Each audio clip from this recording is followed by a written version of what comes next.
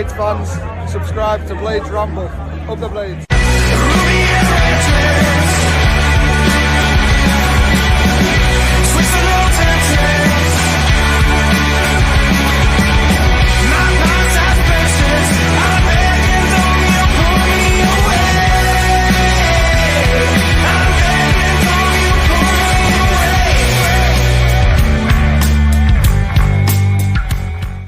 What is happening, Blades? And welcome back to the Blades Ramble. Not sure if that worked, in all honesty, because it doesn't show the same amount of people here as was on the previous stream.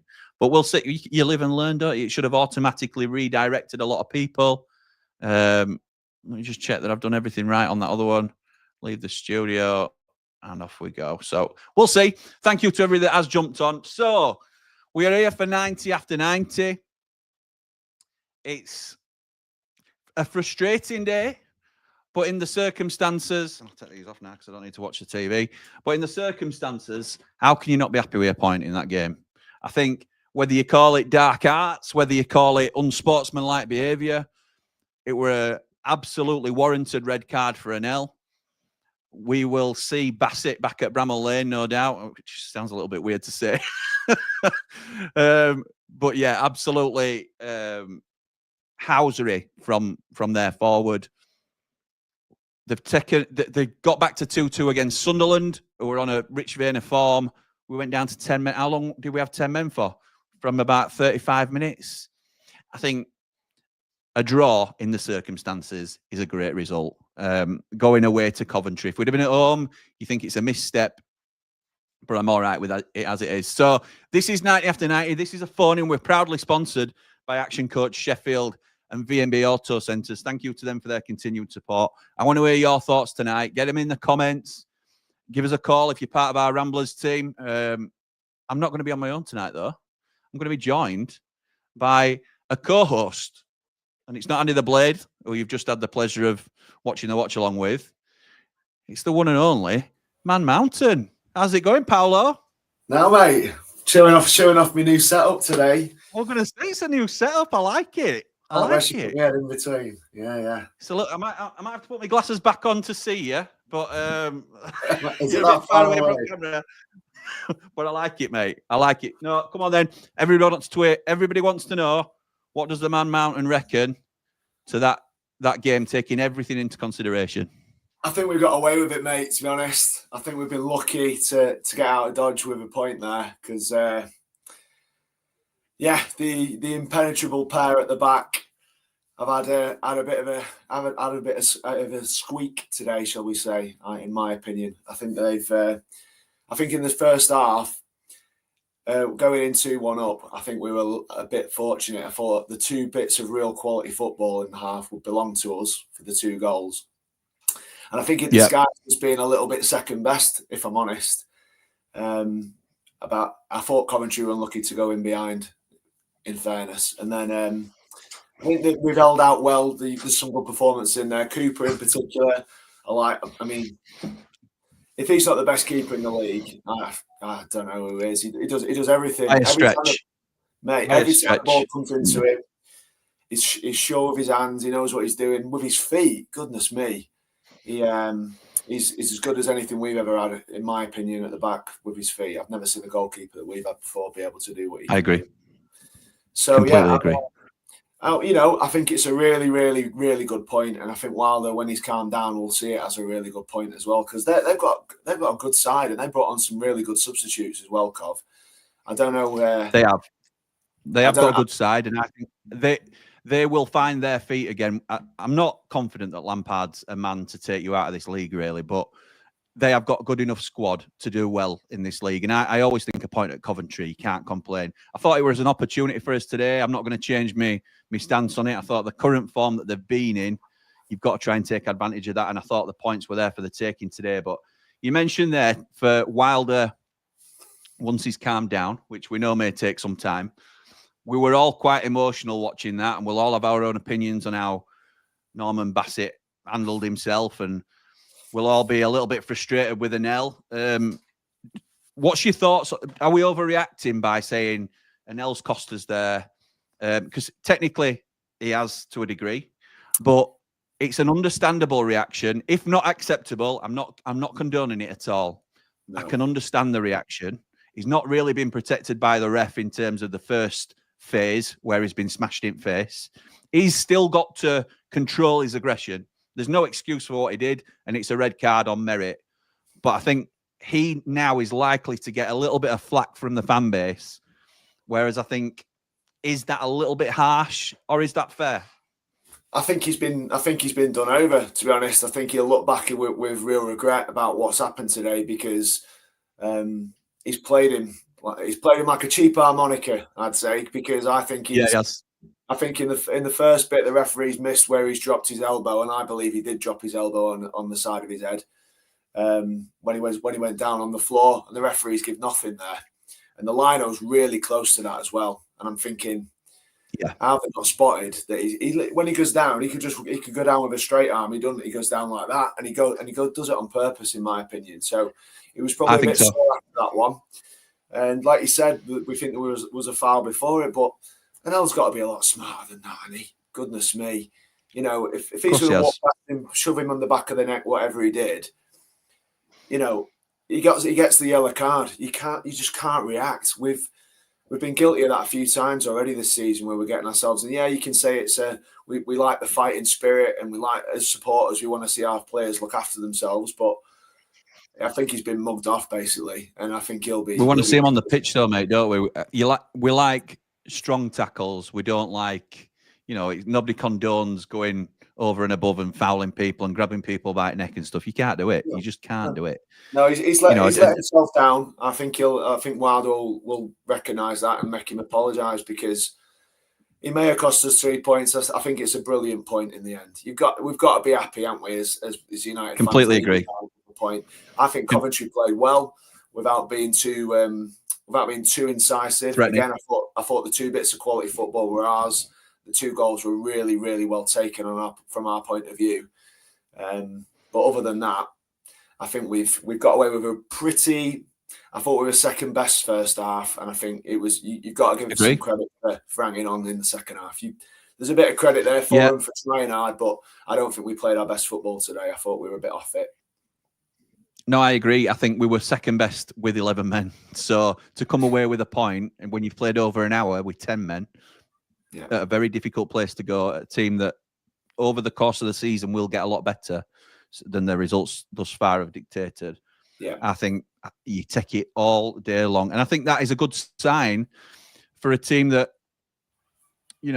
aren't playing at our best, certainly didn't today, and still picking up a point on the road. Last season or seasons gone by, we've seen it where we've caved and last minute goals have, got away from us and stuff. And you think there's something different about this season. I just feel that, and I know you've been confident. Mate, I don't want to sorry to you have, mate. You have. I've said it a few times. It's a champion's performance. You're not going to go and steamroll everybody, but you leave places like Cov in today's circumstances with point, and it's. You win when you're not playing particularly well as well, which we've done on quite a few occasions. We remain tight at the back. Yeah, I agree. Other teams, I think, would have imploded there today. And certainly teams we've had in the past, even last season, I think there's no way we get out of there with a point. But there's something about this teammate. There's something about it. I think you were right in what you were saying on the watch along about Harry Souza. We can make an excuse for him because he looked really tired. And he was a little bit off it in the first half, and he's certainly ball watching for that second goal as well. Yeah, it was. To lose that goal like that were a bit disappointing, to be honest, because they haven't done anything particularly special. Decent ball in, decent header, but he's all on his Todd there. And from a defensive point of view, it's a bit of a nightmare. So we've successfully defended better chances during the game, haven't we? But they've cut us open a little bit easier than that, and not scored from work that we've done. So it's disappointing to concede from something so simple. So yeah, I don't think Souza covered himself in glory today. I think he was off the pace a little bit. But again, a little bit like Anel, I suppose. They've got a lot of credit in the bank this season, and that doesn't dismiss what Anel's done today, because he has let us down. And that doesn't sort of let Souza off for maybe being some people will say he's been at fault for both goals. But they've saved us an awful lot of points as well. 10 clean sheets is in no small part to their contribution as a partnership. So the kicker for me a little bit is we lose Anel for 3 games. There's no way he's getting that overturned. We lose Anel for 3 games now. So Jack Robinson comes in as the natural replacement. He leaves us a little bit light underneath that.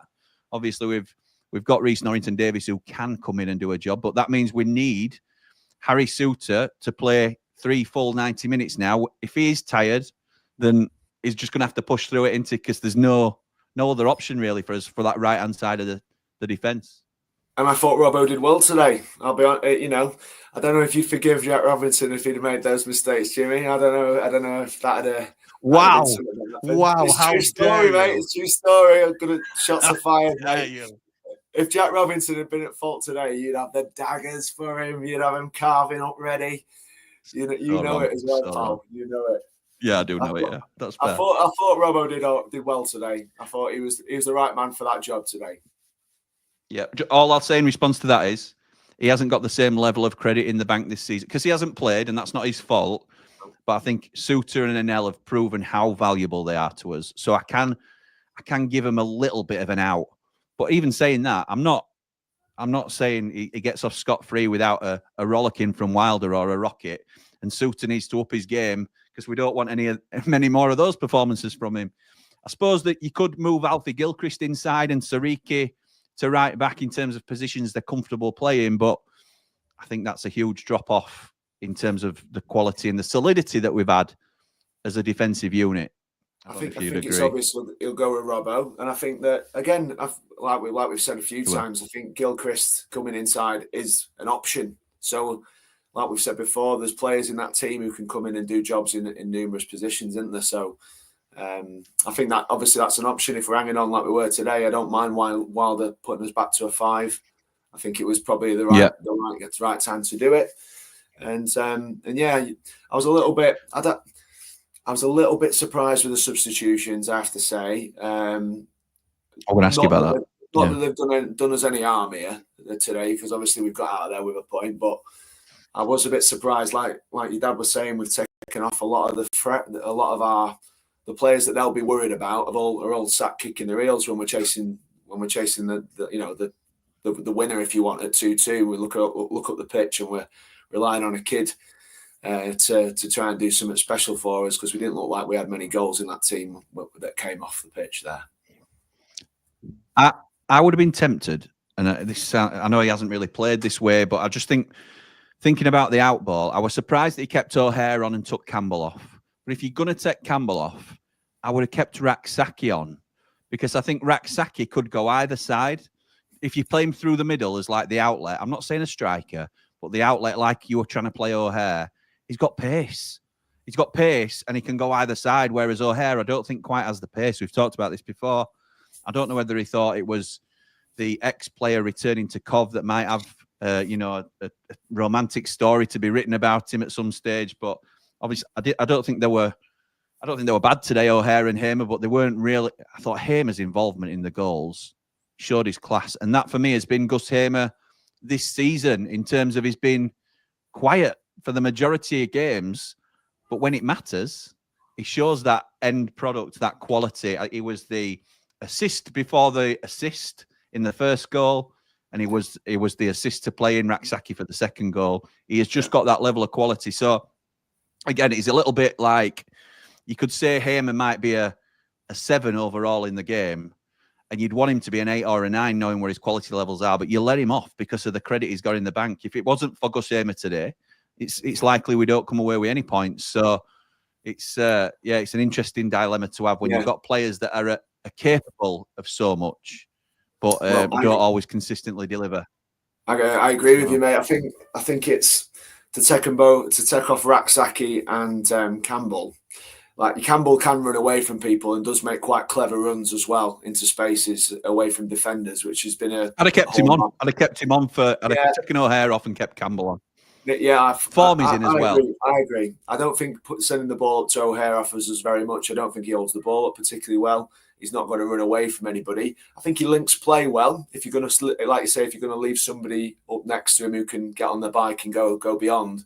But Raksaki's got that individual quality, 1v1, where he can he can commit defenders, and he's got some magic where he can nick you a goal out of nowhere, where I just don't think O'Hare's quite on that form at the moment. So, yeah, I agree. No, agreed, pal. Right, so I'm going to get into some comments now. It's a reminder that this is, if you're a Rambler, then you're able to call in and have a chat with me and Paul tonight and see what your thoughts on the game were. Paul starts us off saying it worked for him in terms of the automatic transfer over. Love that. Said I'd be happy with a point, but I'm not, says Chris. See, that'd be the other way around for me. I said before the game, Chris, I wouldn't be happy with a point, but in the circumstances, I come away very happy with a point, knowing how the game played out. So elaborate on that if you will, pal. Just let me know why you're not happy with it. Not happy with an L1 bit, says Jack, and today the defence were off it. But that ref should have sorted that Coventry player out straight away. He gave them a yellow for a diving second half. What an idiot. I think the ref and the linesmen, the linos let the ref down big time here, like you touched on, Paul. I think when he's forearm smashing that our player in the face, if you don't think he's done it on purpose, it's a yellow minimum. And from there, he can't. I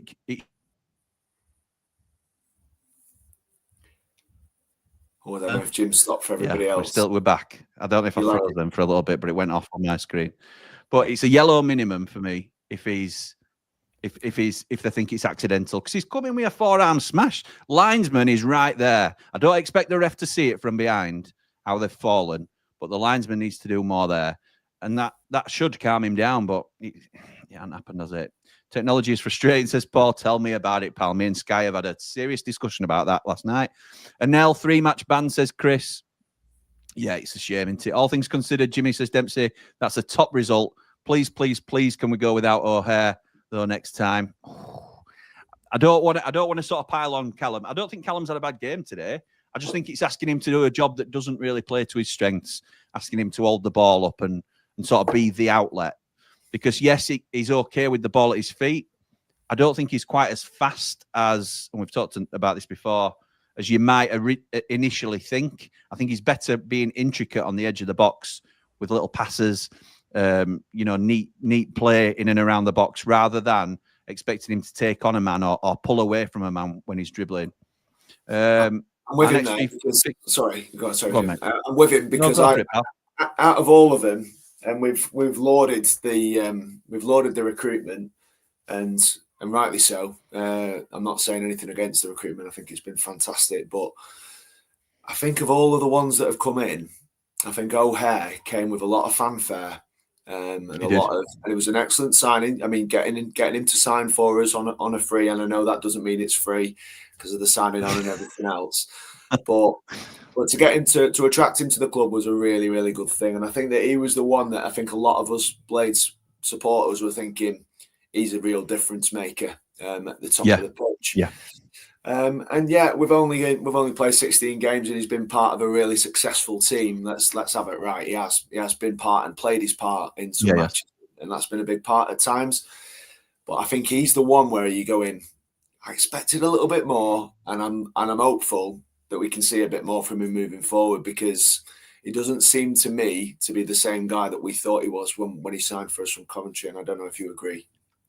I completely agree, mate. And I don't know whether that's that we've got a little bit of a false impression of him from like highlights that a lot of us will have seen from his Coventry days, or whether it's a post-injury issue where he's not quite the same player from the big injury that he had for Cov when he were out for that he got at the lane, obviously, and he's been out for such a long time. Jack says our next 3 fixtures are going to be much harder now. Coventry should be ashamed of themselves, in my opinion, cheating for a draw. See, this gamesmanship into it. Diabolical match, says Anne. I thought, to be honest, if you're a neutral, I thought that'd be really enjoyable. And for a Blade, it were awful to sort of sit through that second half. But I thought it'd be quite good for a neutral. Playing with 10 men for so long and getting a point is a good result, says Paul. I agree. Wayne says, why didn't the ref see the elbow in Anel's face from Basset? No idea, pal. No idea. Ref was shocking, lost the grip of the game. Anel should know better, but we don't know what got said. I'll take the point, to be honest. Ian says, point away in trying circumstances and poor officiating. Their second wasn't even a corner. Dave Leary posted in our chat, didn't he, that it wasn't even a corner. Should never have been given. I didn't see it, but my dad sort of mentioned it as well briefly. It weren't a corner, to Tuesday. and also the foul that he gave and the yellow card that he gave to City Peck down in that corner. He's tripped over his own legs, Sakamoto. I can't believe City's got jogged back and said nothing. To be honest, I was really surprised because I don't even think he touches him. I think his back foot kicked his front heel, and he's gone flying over his own leg. And I'm like, and again, lines person down there, referee, yellow card. Like, I was like, how can you give a yellow for that? And when you're clearly not even sure that he's touched him because he didn't touch him.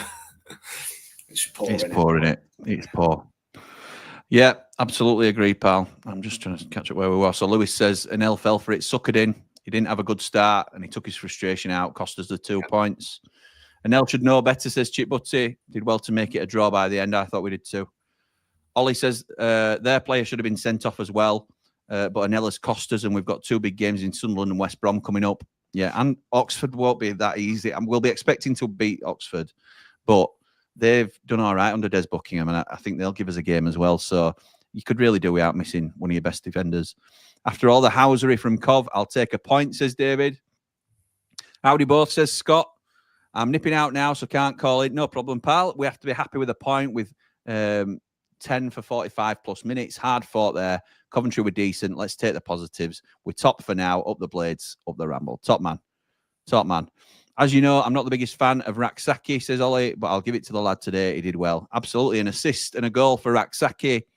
That can't be understated as well, really. I noticed just out of corner of my eye that Wilder's been interviewed now on Sky. So if anybody knows what he said, then do let us know in the comments. Top in the league, says Mick. Love that, pal. And I'm going to welcome in a first-time caller now, Paul, to join us. Welcoming in Mark. How's it going, pal? How are you doing, chaps? You okay? Hi, Mark. I'm good, mate. Thank you. Thank you for calling in. It's nice to finally catch up with you properly. I'm only ringing because Mrs. St. Young and her I'd have no chance if not, but it's got to be done, hasn't it? Tell us what you thought of that then. We know that going feeling, into the mate. game. No, I haven't been today. No, I haven't been today. No. Going into the game, would you have taken a point or were you hoping for 3? And then how do you feel with how the game played out? I said before the game I probably would have took a point to start with. A bit like Paul said, I think initially I don't think them goals that we scored, I think we were a little bit lucky. I think they were on top. They had a lot of ball. We couldn't seem to get hold of ball. We were getting it up quite easy. Souza and Anel were sort of struggling. I mean, there were that time where Souza went out left and he didn't seem to sort of catch up with him. And Anel just seemed to struggle from off. And I see it as a good point now because I think the biggest thing for me, it just sort of shows what strength in depth we've got. We have a couple of injuries and we've got nothing off the bench, really. It's a big worry, and it's going to be a big sort of push between now and January to try and get to there to sort of bring bodies in to sort of bridge that gap, you see what I mean? Agree, and I think it shows a little bit of how light we are in. Obviously, I was going to say in defence because obviously Robinson came on and he's a fitting replacement to bring in, and as a backup in this league, I think he's a good player to have. But then we didn't have any attacking threat really from the bench, like you say. So it's what options I know that we've got Kiefer Moore coming back, we've got Ryan Brewster coming back, who we're all hoping. We say this every time about Brewster. We're hoping he comes good. But yeah, is it a little bit of a worry for you about the squad depth and where we are? I think it's always been a bit of a worry, hasn't it? We knew if sort of Moore came in, we didn't know what Campbell were going to be like in terms of his injury record. A bit like you said, Jimmy, today. I think I didn't really get the taking Raksaki off a bit of pace up front. Ball just kept coming backwards and backwards and backwards. Yeah, and it's just inevitably. I said to my pal at the time, I said, if we hang on here, it's probably win it season. Did you think the substitutions were the right ones for the game today, or? I understood Sariki. I sort of understood it. You play a back 3 with Gilchrist. You sort of tighten it up in there, and you've got a bit of an art. Try and get him up pitch when we do get ball, but we got ball. It's second half. It just came back and back. We never looked after it. For me, that were a big. Like you said, Paul. I think we've sort of got out of jail with that. To be honest, Wilder's just said on. I know you've just mentioned prior to coming on. What's he sort of said, but he's sort of gone in a little bit on their forward that sort of had that scuffle with Anel. he's also sort of said to their players that if you'd have run around a bit more like that, you'd have a manager and a job. He's gone in. Yeah, he's gone in. He's gone in. In his defence, wasn't he? And before the game as well, I watched him before his pre-match, and he made a really big tribute to Mark Robins and the work that he's done there. And I said I think he had some daggers for the players who I on the basis of today, they're in a false position in the league. I think they're a good side, top 6 side potentially. And he probably thinks that they might have thrown the manager under the bus a little bit with their performances this season. And it was something he said before the game as well. Were you not surprised today not to see young Brooks come on? I thought there would have been a spot for him today with the way he carries the ball and commits players a little. He was still sat kicking his heels, weren't he? Yeah, it's difficult because I think, like Jimmy said a few times, I think Raksaki's sort of got that shirt. It's difficult because they are very similar players. I think Brooksy gives you a bit more coming other way, which, like you said, maybe he might have been sort of thinking about bringing him on, but nah, not for me. I think, but I do think subs were a little bit suspect. But what can you do with what we've got? It's tough, innit? It's tough.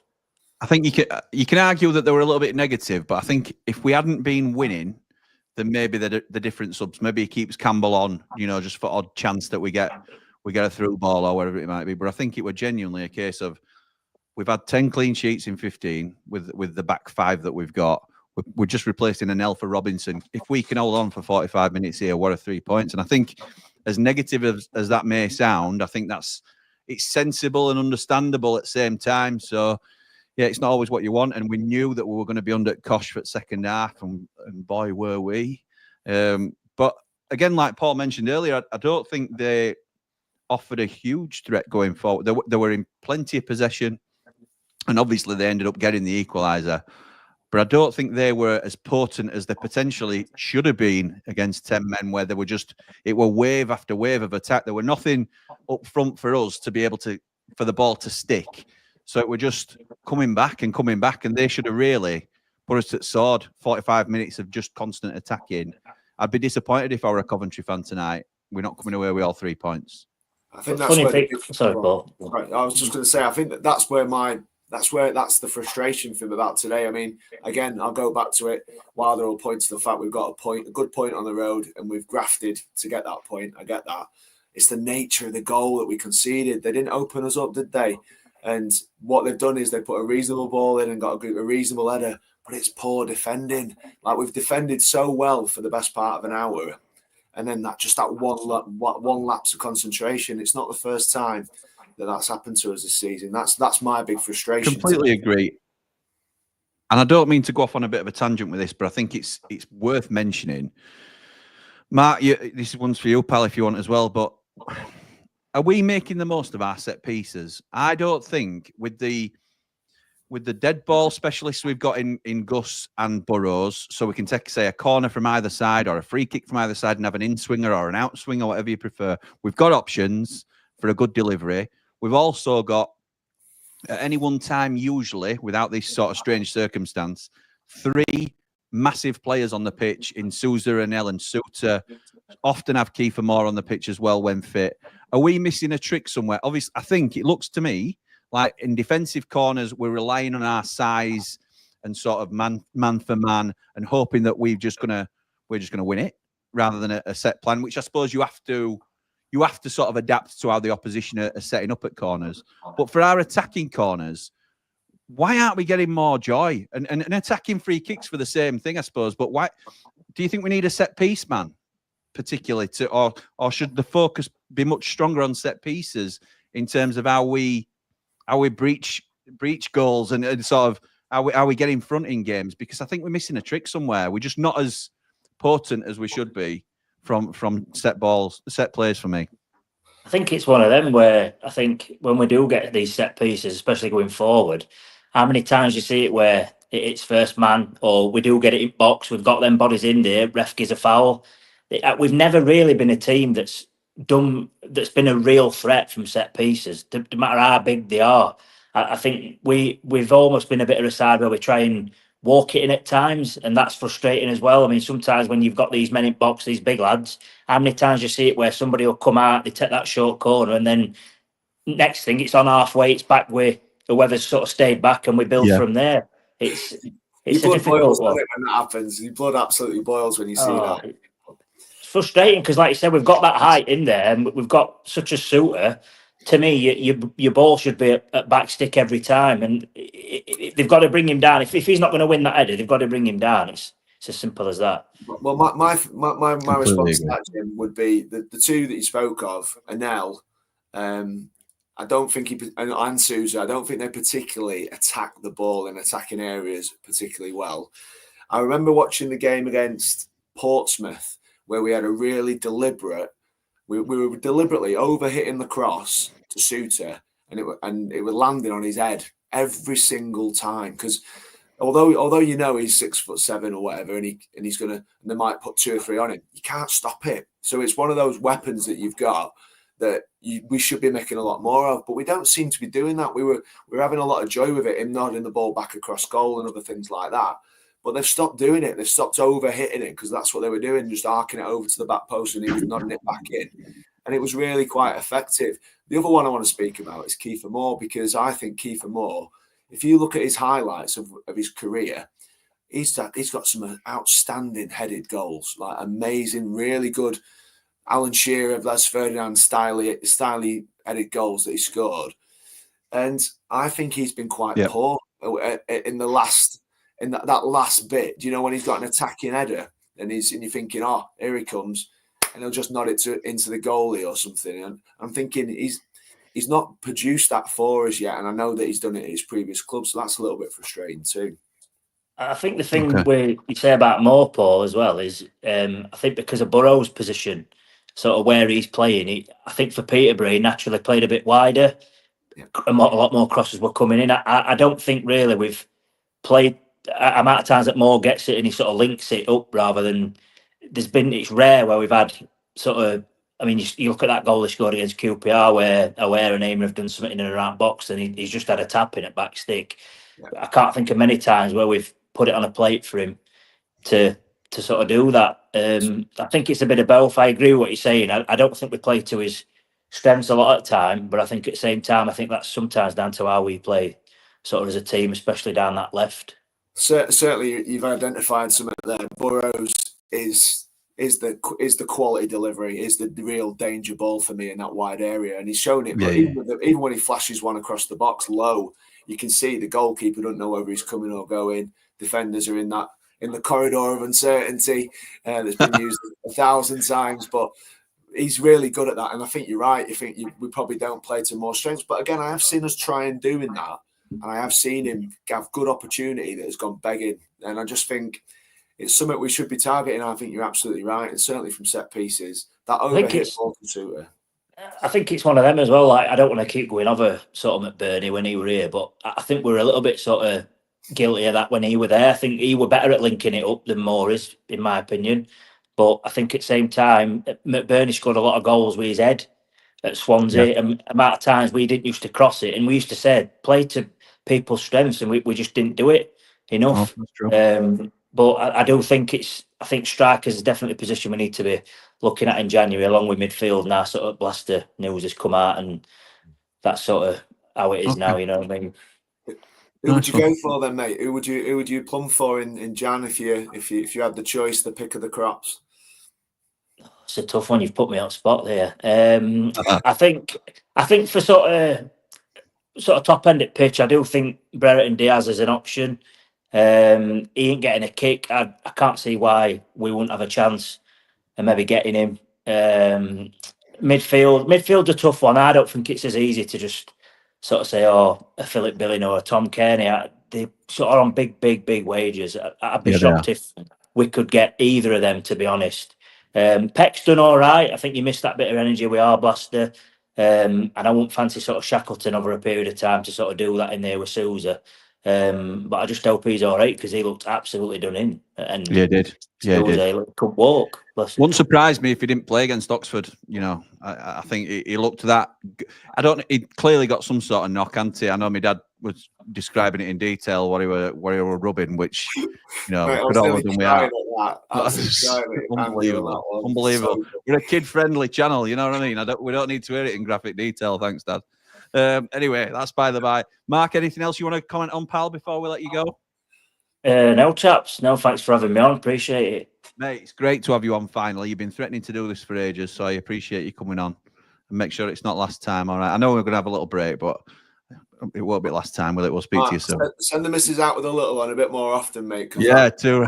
We want you out. We want you on more often, mate. Definitely. Mrs. funny. Mark all said that, not me. It's funny because when Campbell scored today, our young'un just, if you cheer, he hates it. Like, he cries, he thinks it's... So you've got no hope. It's a nightmare. So we were fine last season. He'll have been absolutely fine last year. Oh, no issue last year. we didn't get over halfway, did we? So that's a problem. Nice one, Mark. Cheers, well, thank lads. you for calling in, pal. And we'll catch up soon. All right. Cheers, lads. Thanks. Cheers, buddy. Ta-da. Nice one. Thank you. I'm going to keep the screen like this because we've also got somebody else waiting backstage to have a chat with us. So I'm going to bring in now 2 of our Ramblers. 2 for 1. Ricky and Marcus, how's it going, guys? It's not Marcus, it's little Ricky today. Oh, sorry. I'm sorry, mate. Which one is it? Who is it today? Ricky. Nice one. Nice to see you. How are you doing? All right. All right. All right. What do we think to the game today, gentlemen? I liked it. Scrappy point. Scrappy point. I liked it too. Did you like it? What do you think, mate? He's gone to pick up his food. Oh, great. Great. Second best at takeaway. Jamie Mark's doing it. I know. Come on then, Rick. I'll talk to you, mate, if I have to. What do you reckon to it, pal? It was a good game. 0-6-5-0. Unbelievable. Unbelievable. Timing. Get Ramblers on, Paul says. It'll be a much more professional run thing. Yeah, that's fine. No chips for me. No chips for me. Thanks. I'm all right. Go on. Yeah, I agree, Rick. For a neutral, I think it were probably a really good game to watch. An interesting sort of end-to-end. Usually when a team gets a player sent off, it can spoil the rhythm of a game. But I thought, if you're a neutral, it were attack versus defense, and I thought it still went a little bit both ends sometimes. I thought it were okay to watch as a game. As a blade, it were a nightmare in terms of second half. Yeah. Were you of the opinion that we should be going to Coventry and expecting a win in the form that we're in and the form that they're in? Well, does that change on seeing the game, how it played out? Well, obviously we expect to go and win everywhere, don't we? It's part and parcel. But I were hoping for a bit more from O'Hare. I don't think he really showed up today, considering where we were playing. I think Armour did well, but I don't know. I think these big international breaks, I think they should put a ban on these players going abroad and that, because I don't know, they always seem to look a bit lost, and then Souza going all the way to Australia, I don't think it's good for him at all. He's got to catch up with you, hasn't it? At some stage, He's got to catch up when you're doing all them air miles. Mm-hmm. And it's an easy excuse to throw out for him, but I'm happy to try and use it in his favour because, like I was saying to Paul, he's got so much credit in bank with us this season. Yeah. But it's going to catch up with you at some stage. And I didn't think he looked at the races today, really. No. And a lot of people say both goals, he had some involvement in not doing his bit, if you like. Mm-hmm. Ricky, I want you to tell me about Michael Cooper and the feeling you get from him and what's he bringing to the table here. Cooper, I'm just confident every time he's in there. I'm not worried at all. Whereas, like, when Ivo were there or Fodder, you know what's happening. Fodder's either going to make a save or it's going to go near post and go in. Yeah, completely agree. I'm not. There was one thing what I didn't like though. There was an head what went over where Gilchrist, I think, headed it off at player. Usually with a ball like that though, Cooper was usually straight out catching it, but he didn't for that one. That was only a little iffy moment I had with him. I'm always confident when Cooper's between sticks. I mean, look, he's not obviously he's let 2 in today, so it's not like an absolute solid now. Then Marcus, I know that face. I don't think we're going to go into every game with a clean sheet, but I'm so much more confident. Like when ball gets rolled back to him and stuff, and he takes it first time without having a touch. If that were Adam Davis, my heart would be in my mouth. Yeah. But because it's Cooper, he's got a bit of an aura about him. He's so calm as well. Can we talk about him in the same conversation as Dean Henderson yet? And these sort of legendary keepers? Only thing I'd like about him is if we were a bit more vocal. Okay. Other than that, I can't see he hasn't put a foot wrong, has he? No, I agree. I think Endo will always have that. He's made some magic saves, and Cooper's made a couple this season that, you know, when that cross come shot that he did at full stretch, I can't remember what game that were. But I think in terms of catching the ball, I think he's a safer pair of hands than Endo as well for me. And he's certainly better with his feet. That's the one thing.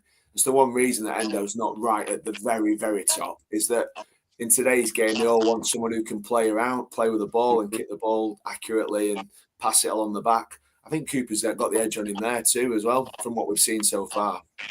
What I like about him, it's his positional play. I think that's like his biggest key. I think that's been a highlight for me.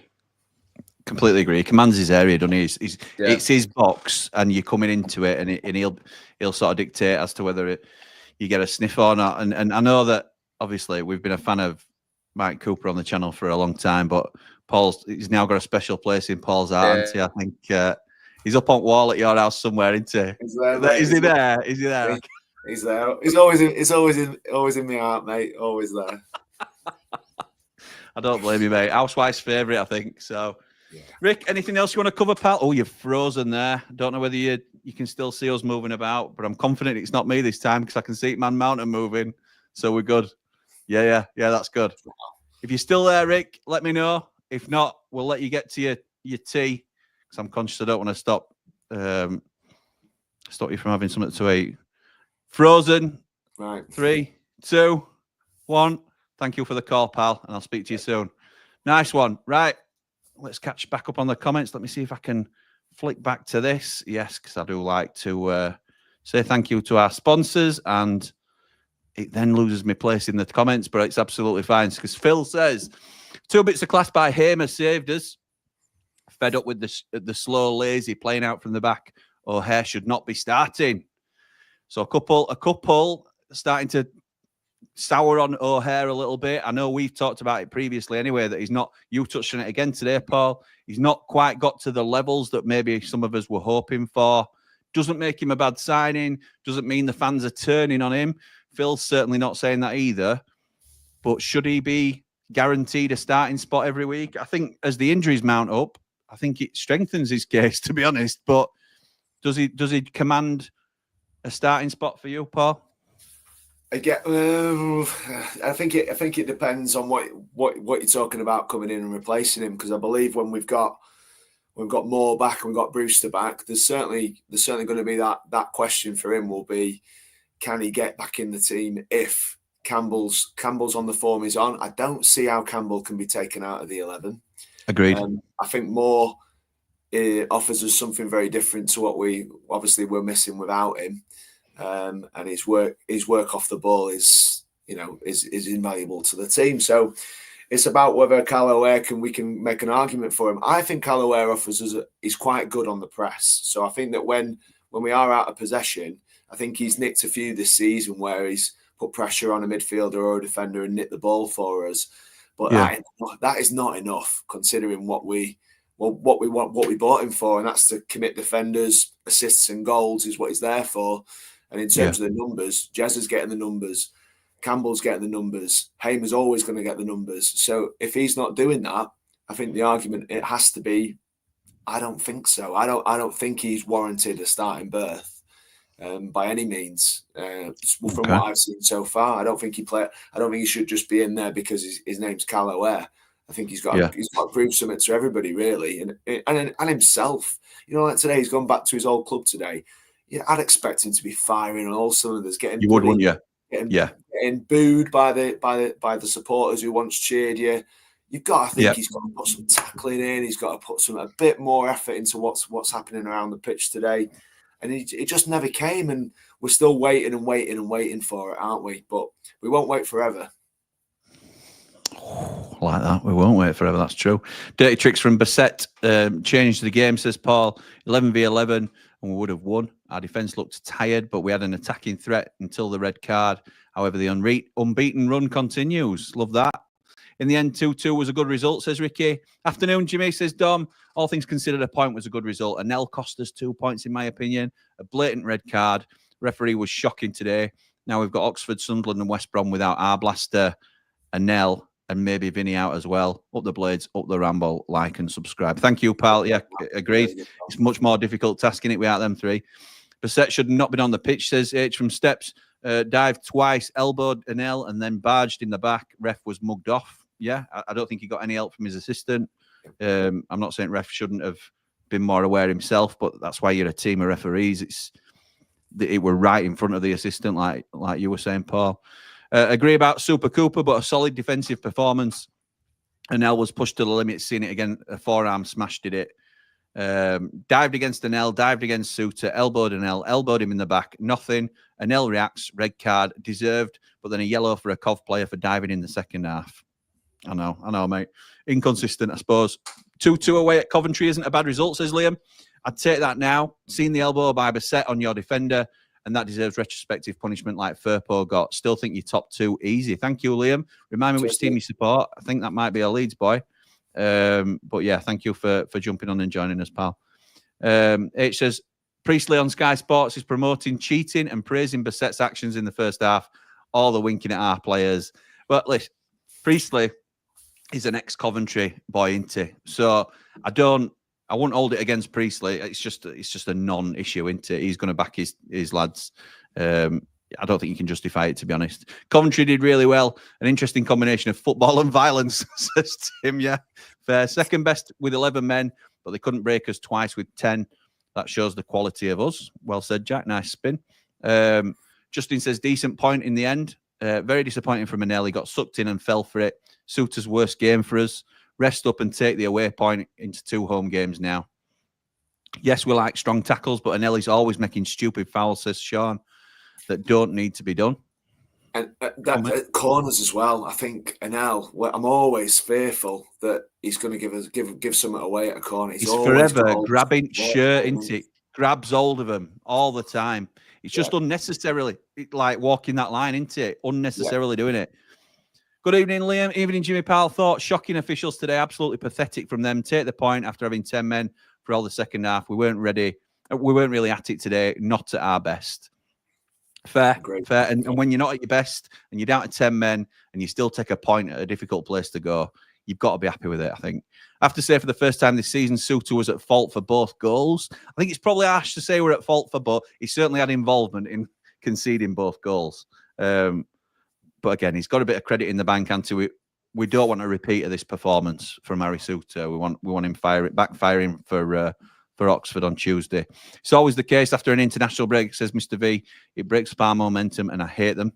Yeah, I think there's a long stretch now where it's just domestic games right into Christmas and beyond. So looking forward to that, because I'm not an international football man myself. Just want to say thank you again to Mr. Vancouver for his gifting 50 memberships while on stream. Absolutely ludicrously kind. So thank you, pal. Very much appreciated. Other people will now benefit from that. They can join our WhatsApp group and get a taste of what it's like to be a Rambler. So, and call in and join us if that's what they want to do. Would have definitely taken a point at half time, says Bean. We definitely lack offensive subs currently. Hopefully we can get to January and get a few in. You say that, and that's true, but we have got Brewster and Moore out. If they were on the bench today, it might have looked slightly different. I don't think it could have done much different with... I think you needed to bring Robinson on. It's just who we brought. Bringing Campbell off gave us no outlet. I could have understood it if we'd started with 2 up front. Yeah. But why, Paul? Why is he bringing our only striker off?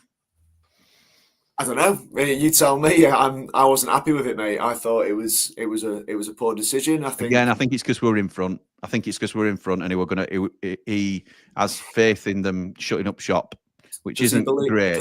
Does he believe that Cal gives us a bit more defensively than Campbell? Or like you say, press as well. He does press well, but he's not an outlet for me. I don't think he is. No way. No. Ray says disagree. We were clinical up front until the sending off. We could have scored more, but the sending off changed the game, and Coventry are better than their league position state. So yeah, I agree. I think he's probably said that before you'd said it as well, Paul. So he's not jumping on back what you said, I don't think. Robbo did well, said Tim. Yeah, he did. Got to take the positives from today and move on. Souter was at fault for both goals, but Anel should not have reacted like that. But their player should have gone as well, as he grabbed him on the neck. Remember, Souter is cream crackered, but we now are relying on players out of the first 11 to step in twice now against some difficult teams. I know Wayne says after all that. And earlier in the game, says Liam, laid on top of him and elbowed him. Ref was abysmal. Souza, I can understand flying to Australia and Bahrain and back, says Lewis. Yeah, it's a long stretch, isn't it? And I'll give him that allowance from me. We're top of the league, says Wayne. So after all that, we are top of the league for now. We just enjoy it, don't we? We're accumulating points. Average of 2 points a game usually sees you up. So 3 points at home, point on the road. I'll take that.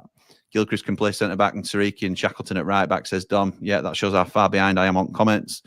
I would have had Raksaki up front compared to O'Hare. At least he has the pace and finishing. Raksaki was great today, says Ricky. I also think we're saying the same things when it comes to our performances. Sloppy in possession, giving the ball away. If someone was on the post for Coventry's second, it's cleared away. Yeah, possibly, yeah, Chris. I've just watched it back again now with Anel. Bassett placed his hand on the back of Anel's neck on the floor and said something, and that's when Anel retaliated. He did, Nige. No doubt about it. That's exactly what happened. He shouted down to Anel, who's like face down on the floor, and then he's grabbed him round the back of the neck with his hand. But that's will not get the same punishment as an hand round the throat, which as light as it was from Anel, and it was, he went down, he rolled around, he's obviously got up and winked and blown a kiss. Everything you can possibly do to wind somebody up, he's done it, and Anel's reacted. There's no two ways about it.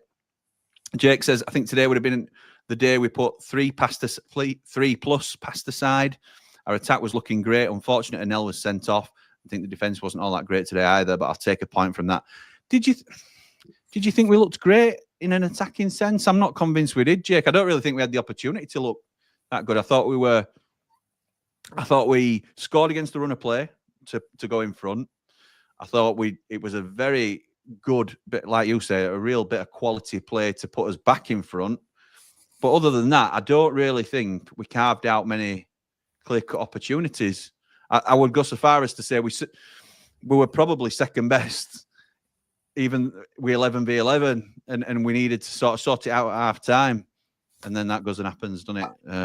In defence of Jake's comment, I just want to say that it was ruthlessly efficient, because we've had 7-8 decent chances in games before and not scored 2 goals. So we went forward twice, and it was incisive and it was quality. It was really, really high quality.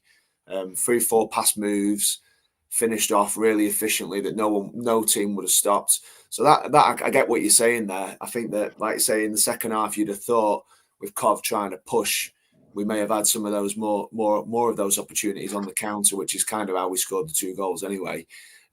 So yeah, I don't disagree, but like you say, I don't think we had possession of the ball. I thought they were just outworking us in that first half. I felt like we were second best. They were finding loads of space in between the lines of the defence and the midfield. Yeah, that's fair. And we were getting run out of it in midfield. In my opinion, I didn't think we were laying a glove on them when they were coming forward towards us, and we were quite fortunate they couldn't find the killer ball really. But the attacking play we came up with, that was quality, and those 2 goals were very well taken. It was. I'm changing the background, which means one thing: we're welcoming another caller in. And it's long time no see for Platinum Rambler. Rye, how's it going, pal? How are you, fellas? Hey, right. All right, thank you, mate. How are you? Yeah, good, mate. Good. Getting there. Very, very clean shaven these days. I don't remember that. Done it. Nice. The airline's receding, so I thought I'd go all that. You know what I mean? While you've got razor out, join the club, pal. Join the club. What do you reckon, then, pal? What do you reckon to that? First things first, I just want to start by saying, if you may not watch this, but if Ollie Arblaster, if you are watching, we're all with you, mate. We love you to bits. Good luck with you and everything. Of course he's watching. Big fan of the channel. Don't cut any corners. We're all here for you. Well said. I wish him all the best in his recovery. Game today, I think, all in all, I think we did well to get what we got. I think Cooper, as you boys have said before, Cooper is just next level. He's brilliant, isn't he? So much confidence, and I mean, there were one little pass back to him I think it were before Anel got sent off, and he just swept it across, first time touch on volley, swept it across to Burrows on left, and it's just like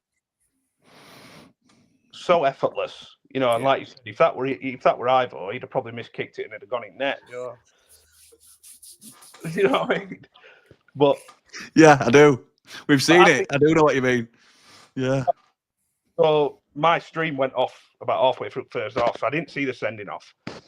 Oh, your legitimate stream that you were talking about. Yeah. That one.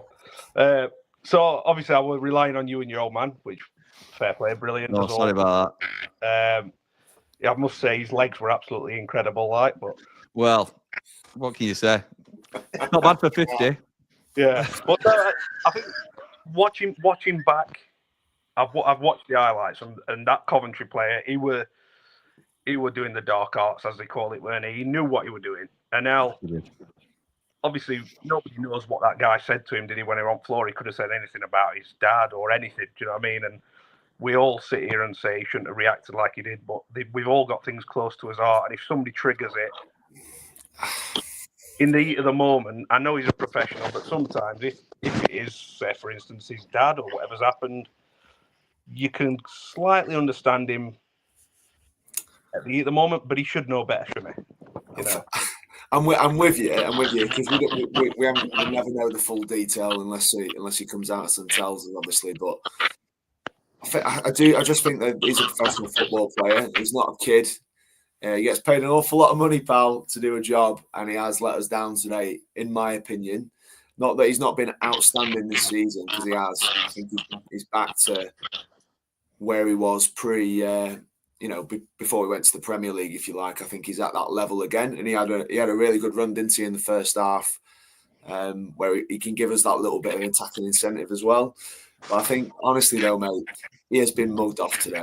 I think he's up line and sinker, took the bait, and he's going to he'll have a look at that. He'll be mad about it because he has been done there. And Wilder won't be happy because it ultimately did cost us. The shape of our team had to change. Everything had to change, didn't it? So I think it's a shame, but we'll not throw him under the bus because, like Jimmy said, some of these lads have got credit in the bank because they are having good seasons, and overall have been really, really good. Just I think like you guys, one of the callers said earlier, Harry Souza, you can't blame him, can you, when he's having to travel to Australia and without being, do you know what I mean? Without being disrespectful, I know that playing for your country is one of the biggest privileges and honours that you can have as a professional footballer, but in a selfish Blades way, he plays for an Australian team that, how do I say this? They're not world beaters. So would it be more sacrificial for him to put his club career first? So Australia are rubbish, so he should not go. Just don't bother, pal. I don't mean that in a bad way, but what I'm saying is, like, if it were England, you could understand it. France, Germany. But he's travelling other side of the world to play for a team that are mediocre. And honestly, mate, if you asked every single Blades supporter, would they rather he stuck around or whether he'd disappear off to Australia, every Blades fan would say, we want him to stay because we want him to be healthy. We don't want him being jet lagged. We don't want to drop off in performance. Obviously, I don't even think Wilder could turn around to him and say to him, do you fancy not going this time? No, it'd have to be a personal decision, that wouldn't it? 100%. And I get it that it's such a big honour. But his record for them is unbelievable as well in terms of the goal scoring and other things like that. And it feeds back into what we were saying before, doesn't it? A little bit about the set pieces. They obviously know how to get the best out of him. Yeah, 100%.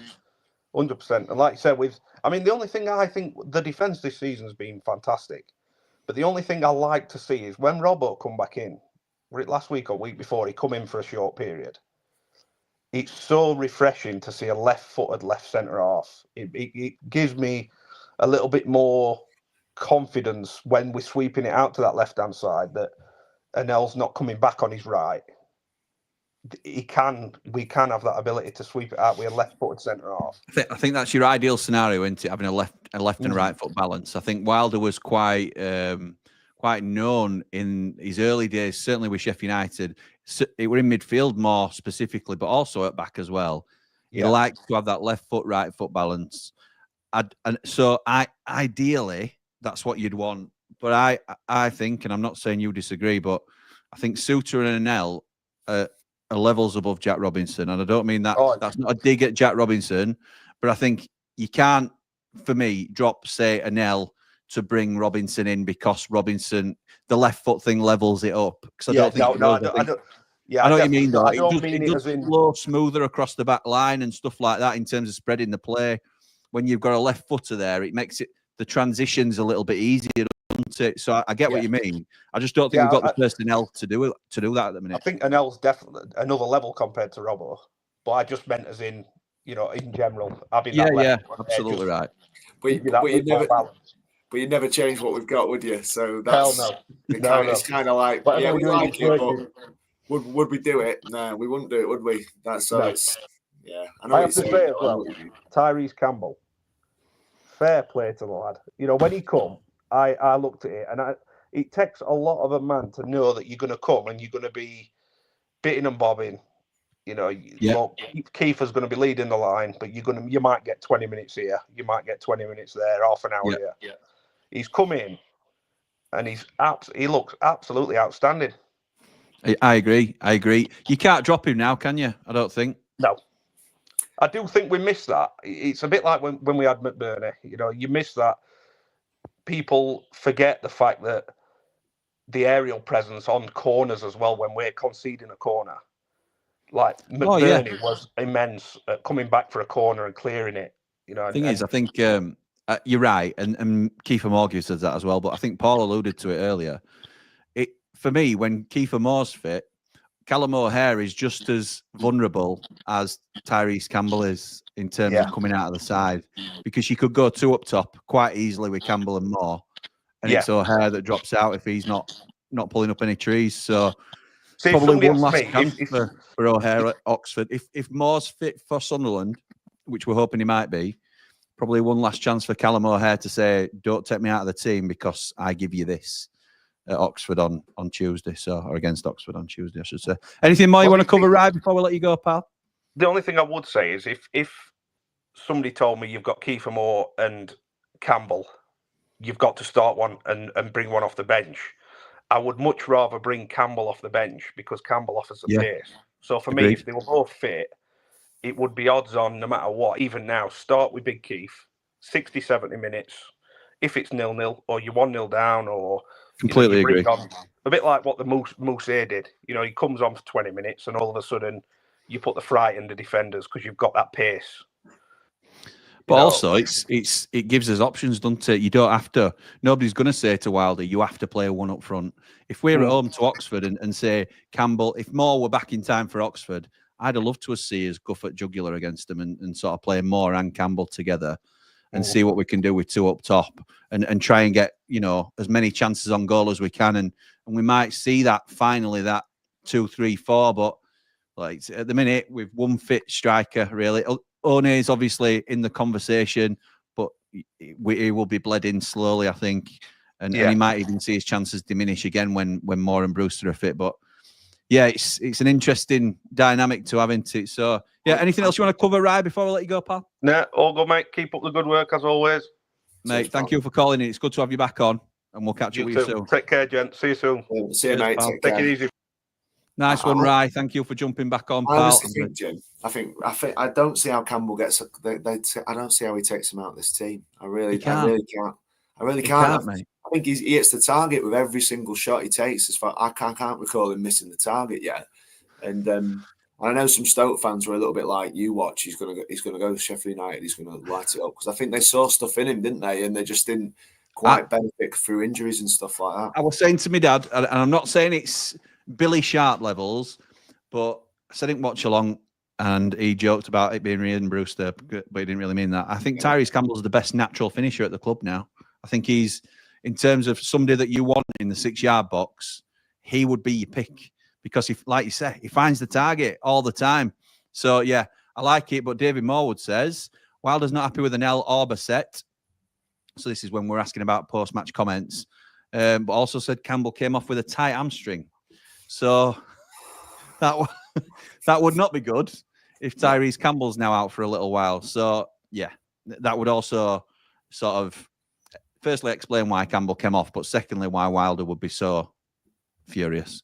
He just said he understands the sending off, but Anel, as an experienced player, should have known better. Of Basset, he said he was holding his face, yet Anel had him round the throat and made a meal of it. Just saying now Campbell's a potential hamstring injury, and that's why he came off. Brilliant. Only 2 losses this season. Keep this up, and we'll get automatic, says Paul. I love Paul's positivity. Yeah. On the stream, 10 men, last 10 minutes, still saying he thought we could win it. Keep that going, pal. We need more positive vibes like that. Wilder said he got a tight calf, so he came off. Pace up front gives us that outlet and a breather. Ryan says, all things considered, it's a fantastic point. Michael Cooper was awesome yet again.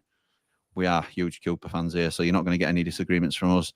Hi, guys. Wilder just said Campbell had a tight hamstrings. I'm not going to, if I can see these coming, I won't keep reading the same point over and over, but I appreciate you keeping us informed. Vinny looked like he was struggling too. Good point in the end, all considered. H from Steps says, how much is this travelling around took out of Big Harry suffering with possible jet lag? Absolutely right. Andrew says, both our centre-halves were very, very poor. We're struggling from defence to midfield. Our set play offensive aspect is really poor. I agree. I've mentioned myself in terms of set players. We should be making more of them.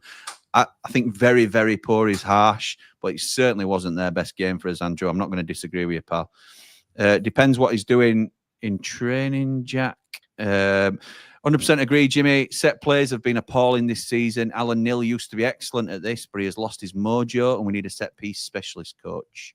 Okay. Have we got an inventive set-piece coach? No, we haven't. Poor statistics. Nige says, are we sacrificing our set-piece attacking for our defending set-pieces? That's what I think. Yeah, but you could have both, couldn't you? You could have a different setup for both, really. It's not... I don't think one feeds into the other necessarily, because we are okay at defending set-pieces. Like we were saying earlier, Kiefer Moore's played a big part in that, and we probably have missed him. But I think attacking, it's you get the chance to show your creativity and how you're going to penetrate the defence. Kiefer won't produce as we hardly cross the ball above shoulder height, says Cowboy Paul Young. Jimmy says, classless from Coventry. Shows how desperate teams are against us. It's something we need to be big enough to overcome. Take nothing away from our 11 being in front twice. The game was ours. Listen, says Great Bants, Paul Eckinbottom, listen. If these minor things like set pieces were our priority, I'd be concerned. Wilder got the basics spot on. Clean sheets, midfield control, creative play. We got 2 away from home today.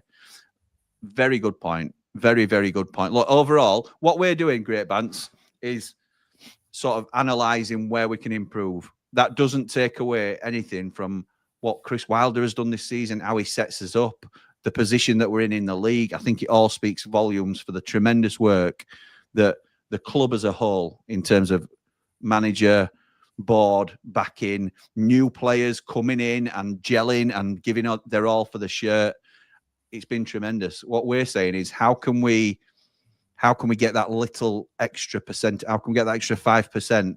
And I do think that there's room for improvement with our set pieces, both defensively, but primarily attacking, and we could get more out of the game. Does anyone else hate the slow playing out from the back, says Bry? I'm not a fan, but it guarantees that you're going to retain possession. Yes, it invites the press, but the alternative, Bry, is pumping it long.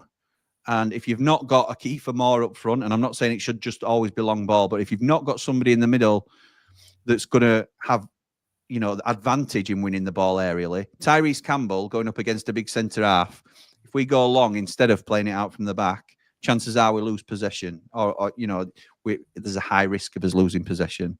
Any thoughts on that, Paul?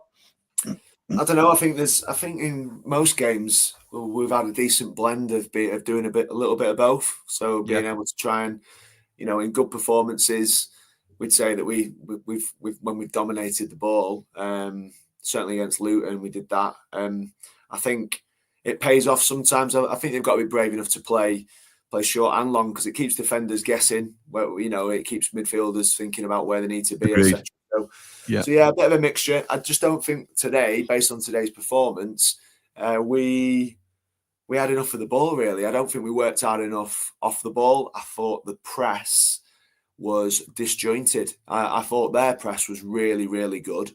Yeah, it was.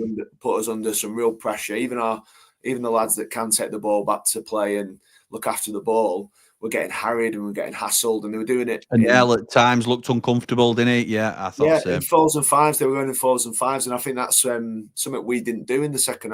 When I was seeing their midfielders who were getting the ball quite easily off the back four, I didn't see like a concerted press, like we were all going at the same time, which we have done this season really well. I don't think that was in play today. I don't think we worked hard enough. I don't think Wilder would have been particularly happy at half time, even with 11 players.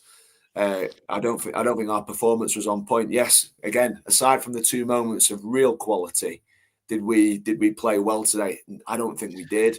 But we're being like we alluded when. Listen, it's what we're doing here is we're not having to restart again, are we? We've got a really strong set of players, a really good unit. The defensive record's outstanding. We're looking at polishing stuff, aren't we? We're looking at this could be a little bit better. This could be a bit better. But like you say, it's night and day compared to last year, and we have to at the end of it all sum it up by taking our hats off to the club and the recruitment that's gone in and the performance today. And it's a superb point on the road considering the circumstances. Yes, we haven't played brilliantly, but it's a great point today, really. We've got something out of the game where, you know, I think we've been second best, and I think when you consider that we've had 10 men for 2/3 of the game, I think it's an outstanding outcome. I think the other thing you've got to think is, whilst we wouldn't have wanted this and all this sort of thing, we wanted to go into the game. We thought 3 points were there for the taking, and I agree. Sometimes it's not a bad thing to be brought back to reality a little bit, because we are not the finished article. We are sitting top of the league, but by no means will we feel today collectively as a club and as a team that we are the bee's knees. There's going to be no big heads in that dressing room getting ahead of themselves. They will recognise that they've scraped a point today rather than fully earned a point. And I think sometimes it's good. I would much have preferred the 3 points, so don't get it twisted. I'm not saying it's good that we've drawn instead of 1. I wanted 3. But I think it's good as a reminder sometimes for some of these players who are very grounded anyway, but you need to work for every point that you earn in this league. So I'm not overly disappointed with what we've come out with today. And in fact, I'm pleased in the circumstances. So Ian says, can anybody watching who's not subscribed, please hit the button within 20 of 5K, I believe. Thank you, pal. Appreciate that. So yeah, if you enjoy what we do, then that would be very much appreciated. We are looking at some improvements when we hit that 5K milestone. Huge achievement for everybody involved in the channel. So thank you for your support. Nath says, in January, get Burton Diaz for the left-hand side and move Hamer into Blaster's position. Okay, so City Peck comes out for you. Yeah, I'd love Burton Diaz, to be fair. Come on, with the quality of players we have, our ball control should be better. But most games seem like a challenge. It's been the same since QPR. I agree, Jack. I think we should be controlling games better, but you can't expect to control a game when you're a man down. You can't expect to have possession of the ball. I think, like Paul says, the moments where we scored today showed our quality. Even if you're not at the races necessarily, we have got players, particularly like Gus Hamer is a prime example, who can pull it out of nowhere and it just gets you the goals, gets you the output that you need. So I think we still looked more dangerous last year with Burton Diaz. Sunderland leading at Millwall. West Brom 1-0 up. This is going to happen though. This swings and roundabouts. It don't mean that it's not, we don't, even if we end up third or however we can end up at the end of the weekend, it's a marathon, not a sprint. We're not out of this race. It's not necessarily 2 points dropped. I think it's probably a point gained when you look at it in the cold light of day. Basset will have a lovely reception at beautiful downtown Bramall Lane with all the love and kisses we will give him up the Ramble, up the Blades. Like and subscribe. Harry Souza was out on his feet today. He's gone above and beyond this week, and I can forgive the odd mistake. It's entirely understandable, says Michael. Well said, pal. Thailand Tim says, happy with the result. Now I've calmed down. Luckily, it's evening here, so a couple of beers have helped. Reckon Wilder's chat was to get the guys behind Anel before they got into the dressing room. Yeah, maybe so. Maybe so. I think we should be looking at Tyler Morton on loan from Liverpool, says Josh. I think he would be a good addition to our midfield. We'll be looking soon at potential January signings because obviously it's coming around that time. I said months ago, says Cowboy Paul, we can't play with O'Hare and Hamer. You all laughed at me. Well, I have to say, you're not laughing now, are you? Well, I'm just pleased that you've. I won't go in on you, Paul. But yes, you did say that. You did say we can't play O'Hare and Hamer in the same team. I still think there's a way of doing it. I don't think we found the way to do it, but I certainly don't think it has to be either or. I would love Brereton Diaz to come in, and then for me, it's O'Hare that drops out and comes on for Gus as fresh legs at around 60, 70 minutes. I think Gus sometimes struggles with his fitness, finishing games and stuff. He looked like he limped off as well a little bit today in terms of potential injuries we might be facing. Can the red card be overturned, says Michael? It can, but it won't. There's no excuse. There's no getting away from what he did today. Given that Bassett cheated by winking and blowing kisses to Sheffield United, that's not part of the cheating, though, is it? That's the wind-up element of it, which we all despise. I wouldn't even like it if it were our player doing it to an opposition. I don't think it's in the spirit of the game or anything like that. But none of that is punishable, unfortunately, whether you agree with that or not, Michael. So, bet Bassett ends up a Blades player, says Mogger. I'm not sure. But having said that, who'd have thought Gary Medina would pull on the red and white stripes? I think Mr. V possibly gifted me a membership, so thanks for that, says Bry. Up the Blades, up the Ramble. Very kind of Mr. V earlier. Wilder said that Campbell felt his hamstring, that's why he took him off. West Brom are now 1-1, and that we're at 3:23. I'm still half an hour behind comments. Oh, my God. Sorry, lads and lasses. Thanks for having me on, says Mark. Mate, you were great. Thank you for jumping on. Appreciate it. Genuinely thought we looked good in the final third in the first half, says James. Fair play, pal. We played well. Can't wait for more to get fit, says Kelly. Nath says, I was happy to take a point before kick-off. Now I'm even happier we got it. Be fun when Basset returns to Bramall Lane in the return fixture. Yes, it will, pal. Yes, it will. We did have 2 clear chances first half, as well as goals up the Blades, up the Ramble. Like and subscribe, says Craig. Thank you, pal. Let's get back to winning ways next time we play up the Blades. I fancy us against Oxford. I think somebody said on the last live that we did, it might have been a Rambler special, but 4 points from the next 2 games would not be bad at all. I was greedy, said I wanted 6, but in the circumstances, I'll now. Can I have 4 now, please? Oxford are beating Borough. Okay, you can look at that 2 ways. You can look at that as great because I think Borough will be strong second half of the season and will probably make a playoff charge. Oxford, we don't really want them hitting form as they're coming to Bramall Lane, do we? So, Basset didn't say anything to Anel. He laughed at him and then grabbed him, says Nath. You only have to. You're going to have any sort of success when you have a quality goalkeeper worth as much as a top striker. Yeah, absolutely. My keeper is worth his weight in gold. 2 million quid from Plymouth. Ludicrous. And there go all the Aussie subscribers. You couldn't fault Cooper today. He was our saviour. They could have won it. I thought Robbo was solid when he came on, says Bladesman from the lane. Be interesting to see if he can keep Anel out after his 3-match ban. Norman Basset, he's not a player I want to see anytime soon. Gareth Ainsworth mentality. Yeah, absolutely right. That's a harsh category to put someone in, but yeah, he wound us up today, didn't he? Did you hear about the report, Jim? That the ref said he was going to put in at half time for the. Yeah. Have we got a disciplinary problem? Do you think in terms of our? I think we might have. We might have. There's a lot. I think it's under. Listen, while we're talking about it, let's get somebody else in to have a chat with us about it. So I'll change our background and I'll bring in Dry Bry. How's it going, pal? Hey lads, you all right? Not bad, thank you, mate. How are you? All right. After watching that, I thought. I'll tell you one thing. I don't think any players that we have in our squad, Wilder be sending them out to blow kisses and winking at opposition. I said, batter them in changing room, won't it? Oh, you know 100%. We won't get away with that. No, should we? Is it? Nobody, you won't be doing that, mate. That's for sure. And I look forward to seeing him at Bramall Lane. Yeah, he'll get a reception, won't he? Absolutely, 100%. But I'm happy with pointing, and it could have been a lot worse, couldn't it? Yeah, So, it could, mate. It could. Yeah, you know, I Attack mean, versus defence, weren't it? Second half, we were up against it. It were disappointing to concede like we did, like me and Paul have talked about a little bit, but it can't, you know, it's not totally unexpected that you'll concede when you know you're going to get peppered. So to come away with a point, what's your thoughts on Anel though, mate? Do you? now bang on, Red. Gonna go. You can't retaliate. Put your hands on players, whether they were right, whether he felt he were right or wrong. You can't put your hands on players and get away with it. And he went down like he'd just been shot by a Russian sniper, and that were it, weren't it? So Yeah, he's got to go. That's So right, I mean, to be fair, I think people who've come on today and said, I thought, and I think they're right.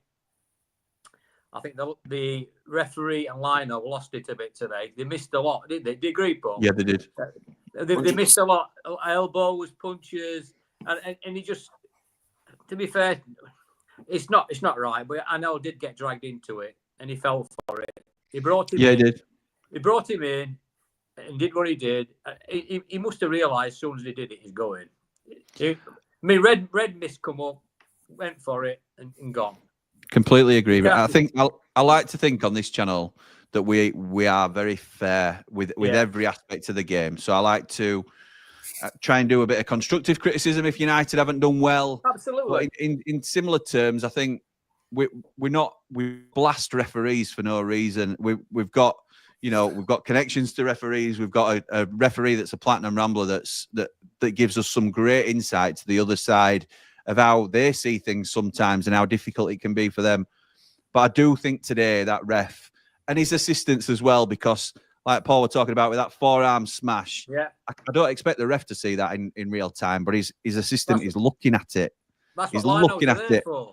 And that's what they're there for, innit? So if you don't think it's intentional, which having looked at the replay, which we've got the benefit of, I think it was intentional. It cost us.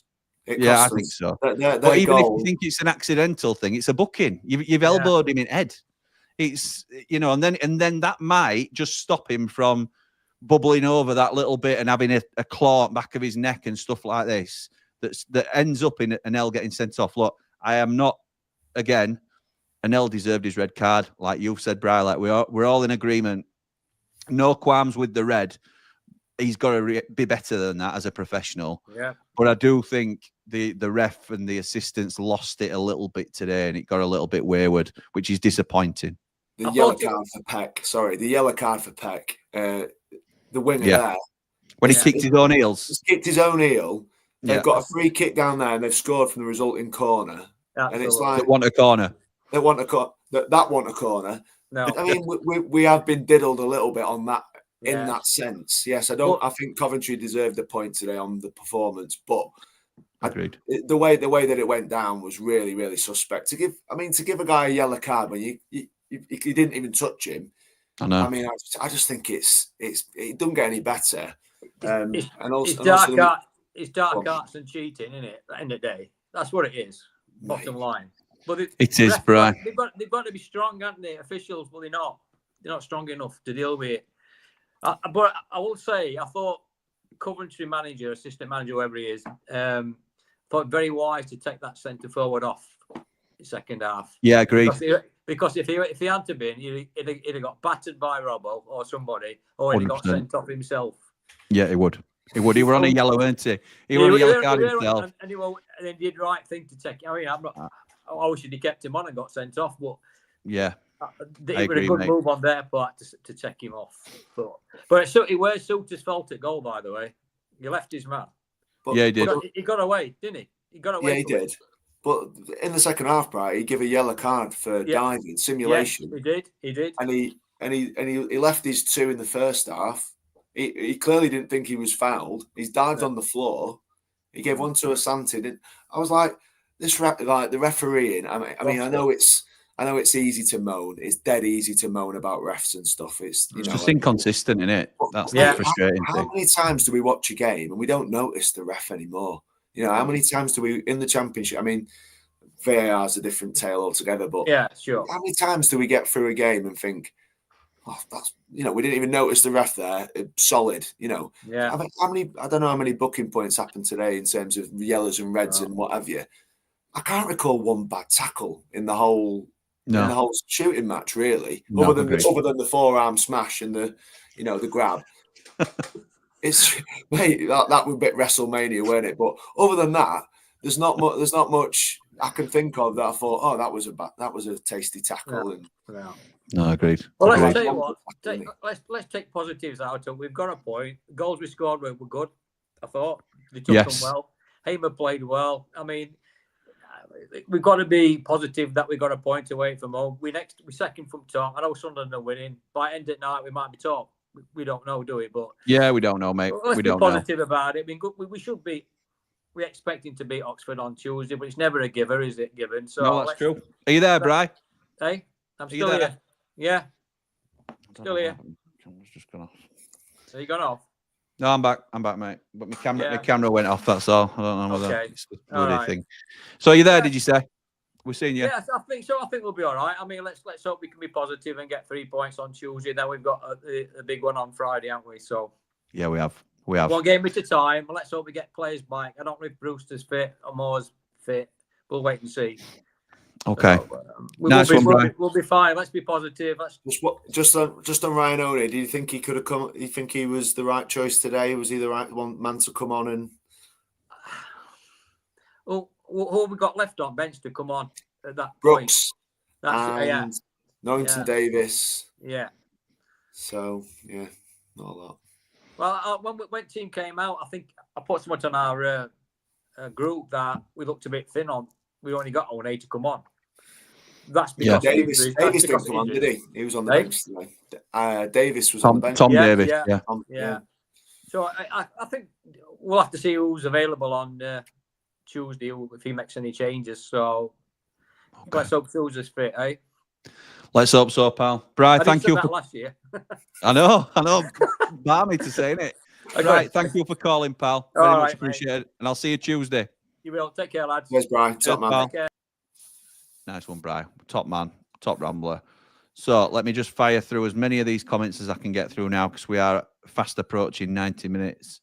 Not 100% sure that Moore would have scored from that Raksaki cross, says Paul. Campbell's a more natural finisher. Agreed. Mogger says Campbell's injured by the looks of things. No international break now till March, says Nath. Hopefully that helps things stay a bit more settled, especially for Souza. It's weird we don't score them with Burrows and Hamer taking them in terms of set pieces. Absolutely right. And massive players in the box. Shouldn't take much to set up. Afternoon, Prince Abdullah. Any chance of a good set piece, coach? Please, pretty please, hit the like. You too, Prince Abdullah. Oh, my goodness. C6 says, we can't fault Wilder and what he's done this season, but this side needs strengthening. Sadly, I feel this takeover malarkey is going to scupper our promotion chances, says C6. I think it's too easy for them to break our midfield, says Jack. Up the Ramble, says Kelly. Love that. Rye says, thanks for having me on, gents. Sorry, Oz fans. Yeah. Rye, brilliant, mate. As usual. Thank you for calling in, pal. Great result for us, that was, says Jason. Top lad, Jimmy. Off to watch Sky Sports News. Oxford are getting pasted, by the way. All right, okay. Interesting. Great result for us, that was. Up the Blaze, up the Ramble, like and subscribe. Jimmy, loving the double act with your dad. I have to say, your old man has a nice set of pins, says Michael. He should show off his bare legs more often. Look, if that's what brings the views, Michael, then the Ramble isn't too proud to get Andy the Blade on for a catwalk every now and again. Love your channel, says Kelly. Keep up with the vlogs, up the Blades. Thank you, Kelly. Thank you for the support. Burrow's got a yellow for a slight push on the lad who dived in the box. The officials are a joke. Basset should have been sent off before the Anel incident. Punched the ball away when he was dived looking for a pen, yellow. Forearm smash, yellow. Shouldn't have been on the pitch for the Anel incident. Dark arts, do my nutting. It's cheating, says H. Unprofessional behaviour, whatever you want to call it. Officials are being mugged off. Vinny was immense for me, says Wayne. Proper Blade performance. Battled through the pain barrier. Apologies for the team. Becoming a legend. He is. What a turnaround for Vinny Souza, by the way. If VAR would have been used today, what would have been the outcome? Anel stays on and we win. Still don't want VAR. No, I think both players get sent off, to be honest. I think both players get sent off if you go back to the previous footage. I don't know, actually. It's an interesting one. It's an interesting one because do they even call the first incident? Do they even look back at it? I'm not sure they do. So maybe it doesn't make a difference. Anel definitely gets sent off for the hand round the throat. So, don't know. That's why Wilder has to bite his lip or he gets fined. Why can't the officials come out afterwards and get interviewed and explain the decisions? Because I think some would love that. And I'm not saying them all, obviously. But I think being in the spotlight would really suit some officials. I think it can become a bit of an ego thing. And I certainly don't want... We shouldn't, like Paul says, we shouldn't even notice the ref. We shouldn't know who the referee is or be talking about him after the game. It should be a case of they breeze through the game and sort of call the right decisions, and nobody's really talking about the ref. They're talking about the match. We've taken 32 from only 16 points. We're in a good place. I think you mean 32 points from 16 games. We are in a good place, Ricky. I completely agree, pal. Only Basset welcome at the lane is the legend Dave Basset. Absolutely right, Paul.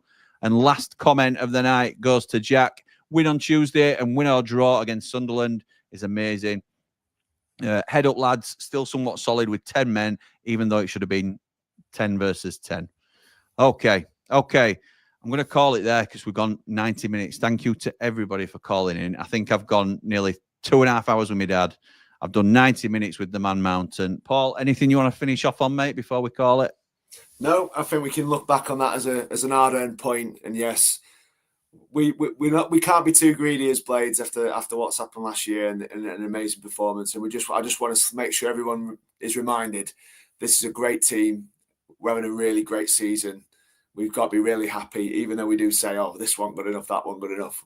It's a lot better, and yeah, I'm really enjoying this season. I don't know about you. Well said, pal. As am I, and so we should.